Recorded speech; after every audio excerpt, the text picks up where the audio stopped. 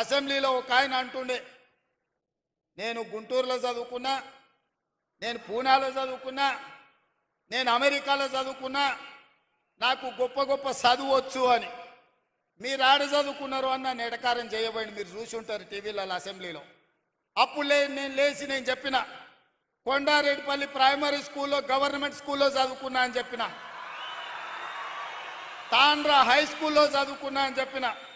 వనపర్తి జిల్లా పరిషత్ హై స్కూల్లో government junior కాలేజీలో చదువుకున్నా అని చెప్పిన, ప్రభుత్వ పాఠశాలలో ప్రభుత్వ టీచర్లు చెప్పిన చదువు, ఆ చదువుతోనే ఇవాళ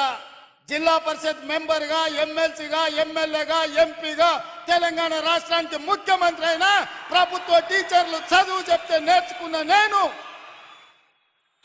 ఎవరికి తల వంచకుండా ఆత్మగౌరవంతో నిటారుగా నిలబడి ఇవాళ తెలంగాణ రాష్ట్రానికి